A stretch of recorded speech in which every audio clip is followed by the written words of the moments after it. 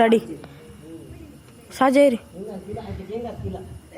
ఈరోజు మనం స్మరించుకోవాల్సిన మహనీయుల గురించి ప్రతి ఒక్కరు కూడా తెలుసుకోవాల్సిన అవసరం ఎంతో ఉంది. కొందరికి ఇప్పటికి కూడా ఒక భగత్ సింగ్ అనేవారు ఒక్కరే మాత్రమే తెలుసు బలిదానం చేశారని.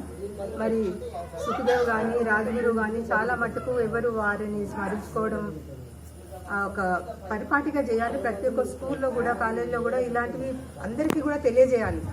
ఈ రోజులలో కూడా ఒక భగత్ సింగ్ ఎవరంటే అక్కడ మన ఇంటి పక్కన ఉన్నారో ఎవరో ఏదో చెప్తున్నారు, కేవలం ఒక రీళ్లు చూసి నవ్వుకుంటున్నాం, కానీ అలాంటివి నిజంగానే ఉన్నాయి.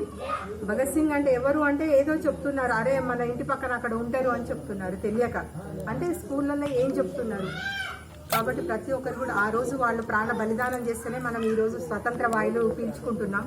ప్రతి ఒక్కరు కూడా ఒక 23 సంవత్సరాలు కూడా నిండని వాళ్ళు స్వతంత్రం గురించి వాళ్ళు ప్రాణ బలిదానం చేశారు.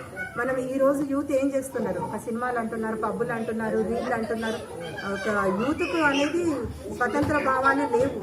కాబట్టి ప్రతి ఒక్క యూత్ కూడా మనకు జరుగుతున్న అన్యాయము, దేశానికి జరుగుతున్న అన్యాయము, బీసీల పట్ల జరుగుతున్న అన్యాయాన్ని ప్రశ్నించవలసిందిగా నేను కోరుకుంటున్నాను. వాళ్ళకు ఒక సినిమా వచ్చిందంటే చాలు ఫస్ట్ షో అంటారు, ఫస్ట్ టికెట్ అంటారు, అభిమానులు అంటారు. మరి ఇక దేశభక్తి ఎట్టుపోతుంది మీకు?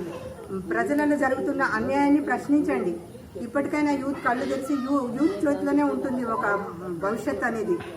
కాబట్టి ఈ యూత్కు నా యొక్క మనవి విజ్ఞప్తి చేస్తున్నాను. మీరు కేవలం ఒక ఎంజాయ్మెంట్ కాకుండా మరి ఆనాటి దేశభక్తులను ఒకసారి స్మరించుకోండి. మీరు చదువుకున్నారు, మరి మన నాలెడ్జ్ ఎటుపోతుంది? దేశం కోసము అన్యాయం జరిగితే అన్యాయాన్ని ఎదిరించడానికి కొద్దిపాటి శ్రద్ధ, ఒక టైం అనేది కేటాయించాల్సిందిగా నేను అందరికీ నా యొక్క విజ్ఞప్తి చేస్తున్నాను.